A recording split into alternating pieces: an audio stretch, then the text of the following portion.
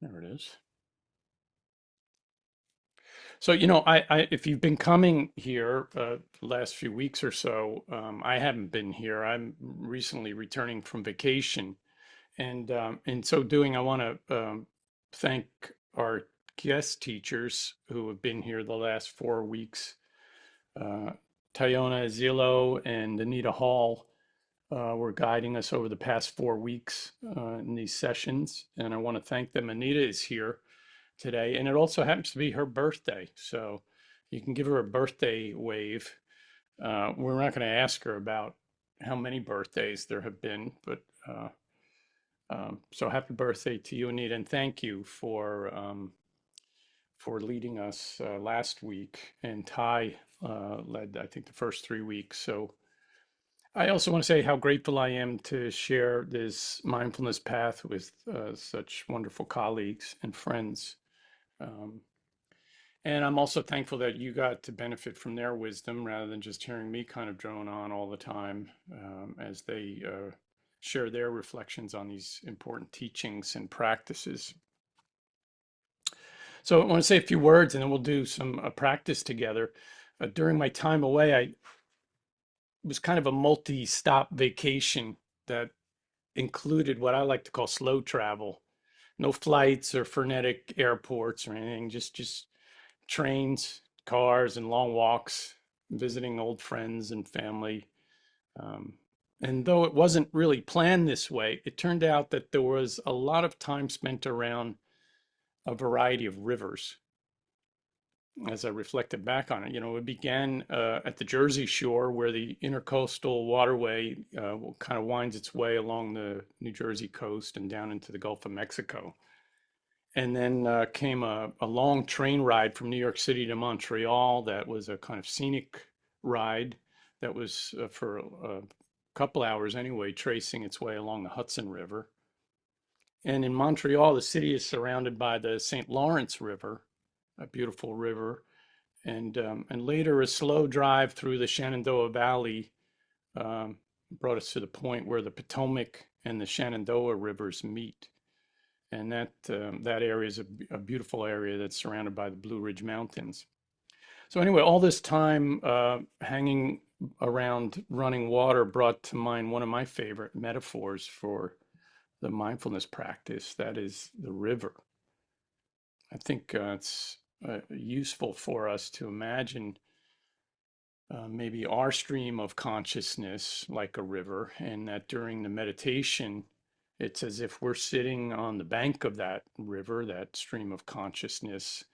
And the work, in a sense, of meditation is to simply observe what flows by in a particular way: boats, branches, ducks, leaves, bits of debris, whatever. Each object floating by might represent, our thoughts, emotions, sensations, memories, storylines, and the like. And some of that is very visible on the surface, and some of it maybe not so much, kind of below the surface in our subconscious. And the river is like the mind in the sense that it's always moving, always shifting, never the same. Um, and even when we see kind of old patterns. Uh,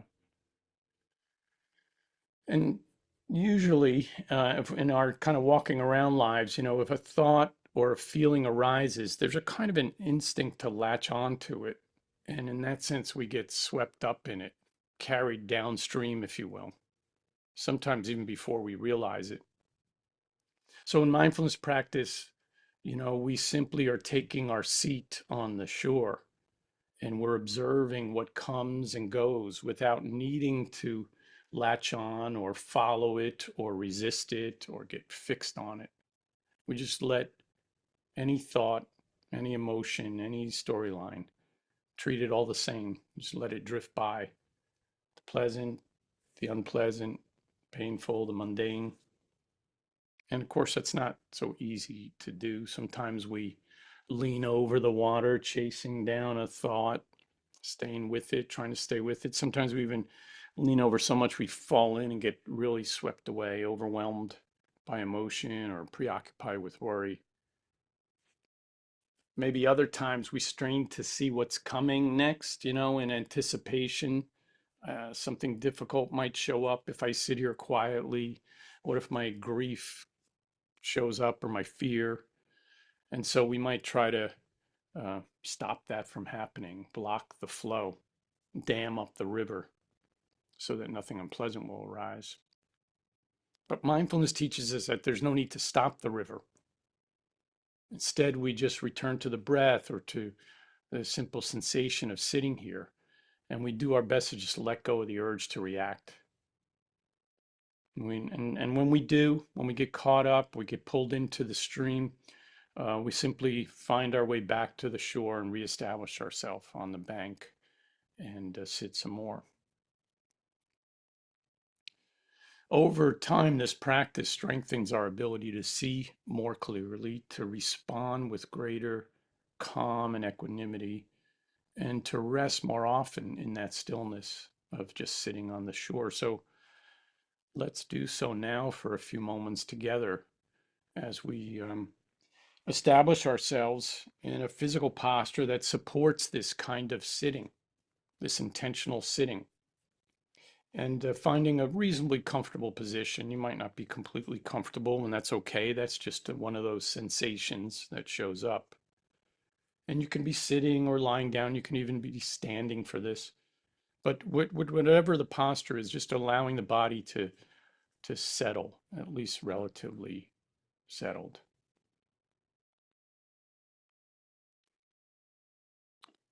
And if it feels okay for you to do so, you can close the eyes or just lower your gaze down.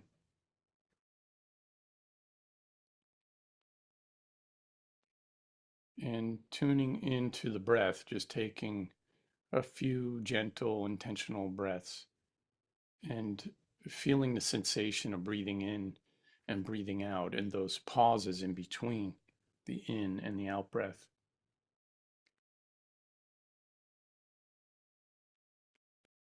And letting your attention begin to rest here in this simple noticing of your physical posture and the breathing in this moment.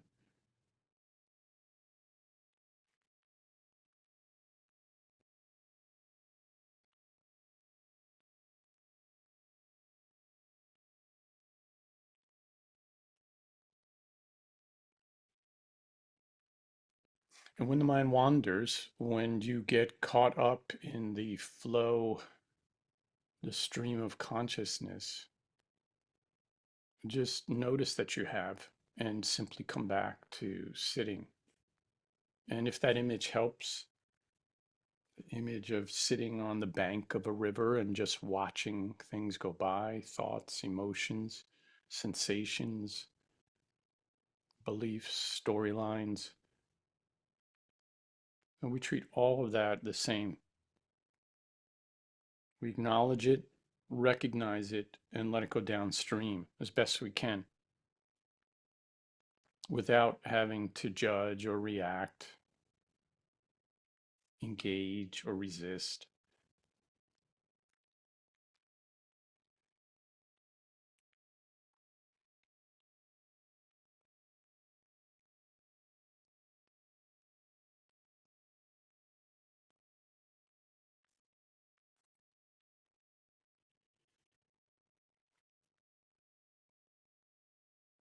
And when you find yourself evaluating, preferring, then notice that as just another reaction to let go of.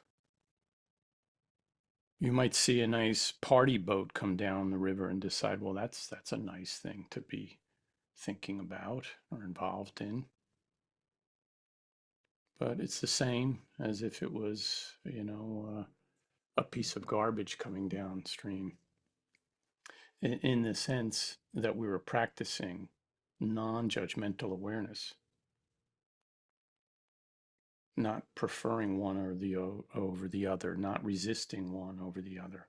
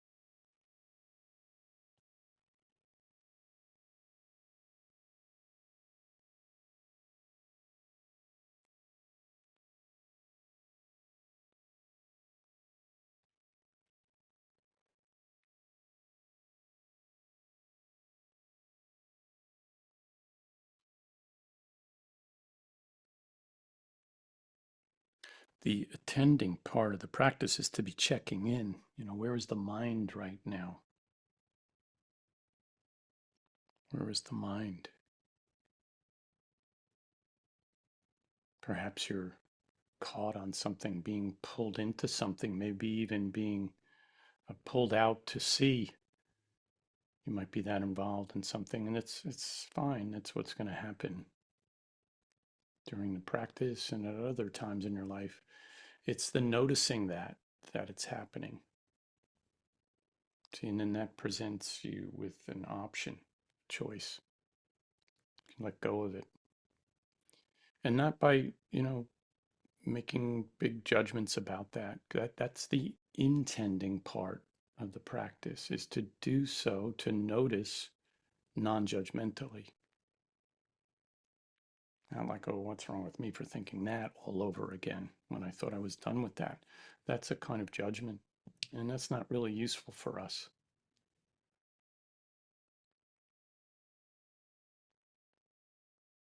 So we're attending, noticing where the mind is, and we're intending to do so with what we broadly call non-judgment, but we could also say with a kind of understanding, forgiveness, kindness towards ourselves, towards our minds, so that we're befriending our experience,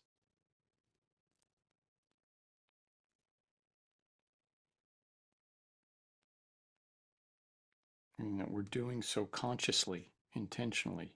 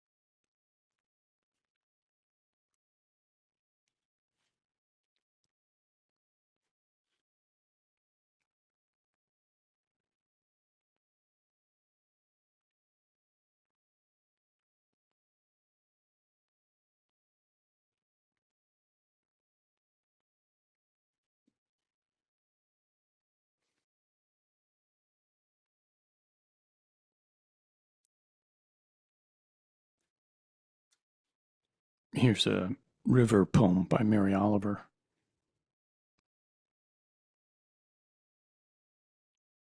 I have seen how the river gently turns and how life moves through a softening of time. I've seen how the banks hold and release, how the current doesn't resist what it meets. I want to learn this, to move in the world like that, accepting, yielding, but alive.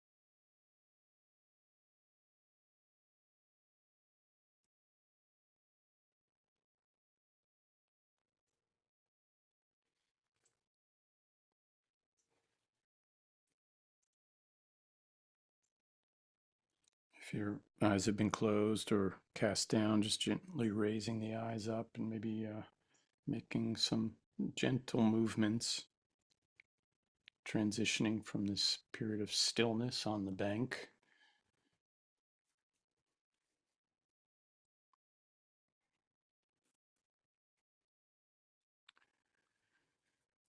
We have 5 minutes for any comments or questions, or maybe even better answers if you have any, that you could speak out by just kind of waving and unmuting yourself, or you could post a comment in the chat. Anybody want to care to comment or just say hello or wish Anita a happy birthday or find out how you send presents to her?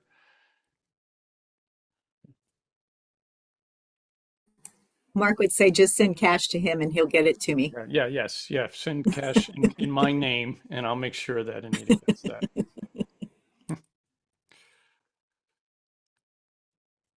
Comments or questions? Louise, where in Canada are you? I was thinking about you a little bit being up in Montreal. Oh, I am north of Toronto. oh, okay. So you're a little ways. No, I'm far Um, from 5 hours, 5 hour drive. next time. But I will be there this summer. Good. Beautiful. Uh, oh, Dale, yeah, great. See you Saturday at the High. Wonderful. See you there. Katie, yeah, go ahead. Yeah. So is the session on Saturday going to be both the same 12 and 1 o'clock? Yes, there's two versions, or not two versions. It's the same thing. It repeats twice. Uh-huh. The way the whole day is kind of designed, or the whole morning anyway, is there are different stations. There's like a yoga. There's a couple of places in museum where they're doing yoga. That's a big draw. And then they have a labyrinth you can walk, and there's a little area if you kind of felt like doing your own little artwork, or you could just be touring the collection there, the permanent collection there, or the guest collection as well as there. Um, and so you have an opportunity to come at noon or at 1. And you're going to do a talk and then a presentation? It's really a conversation. So the director of this program and also one of the artists in residence are there, and we're in conversation about, for us, it's about mindfulness practice and also the relationship to art, kind of art and spirituality. And then there's a piece, and we actually gather around the guest, who is me for this one in July, picks a painting from the permanent collection. And then we actually gather around it, the people who come for it in the museum, wherever it's hanging in the museum. And we have this conversation around it about art and practice, spiritual. It's different spiritual practitioners each month. So this is mindfulness. Cool. It's a Okay, thank you. wonderful environment, and it'd be great to see you there, any of you there, if you happen to be in the Atlanta area. And of course, it's right downtown, so you can kind of hang for the day and walk on the Beltline and whatever else. Somebody Yeah, else it's a was great waving. museum. Good. Yeah, Thank you. yeah. Thanks for asking, Katie. Clarissa, was that you waving before, or? I was waving, but I think Tammy was too. Oh. So all I wanted to do was say thank you for sitting, all of you, for sitting with us. It's nice to sit with you. Yes. Yeah, it is. Thanks for saying that, Clarissa, and thank you for being here. I mean, this is the idea that we practice in community. If you're serious about any spiritual discipline, any practice, you're going to find yourself sitting alone a lot of the time. It's a kind of a daily, it's not kind of, it is a daily practice, or close to daily. And a lot of that happens, sort of in the wee hours of the morning or the night, or at lunchtime in your car or whatever. And so it's nice to come together as a community as well and practice. That's also why we do retreats. And we do have a retreat coming up in September, weekend retreat. That's just outside of the Atlanta city proper. But it's a way to come together, and it can help really fortify the practice for us individually. Beth, were you going to say something? I thought you were. No. Well, we're about at time. I think I've done all the commercials that I was going to do in terms of this Saturday at the High Museum, and then the retreat coming up in September. That's our summer retreat. And if you're in the South, you know that September is really definitely kind of the heart of the summer in some ways. Up north, we used to be well into autumn by then, but it's a little pushback from our normal time. It's normally in August, but it'll be September 12th through 14th this year. And then we also have a course starting in September, an 8-week course, which is virtual. The retreat, of course, is in person at the Ignatius House. And you can find information on all that on our website. Yeah, it's good to be with all of you, and thanks for this time together, as Clarissa said. And we'll be here next week, and hope that you will also. In the meantime, be well. Thanks, Mark. Bye, Everybody. everyone. Thanks, everyone.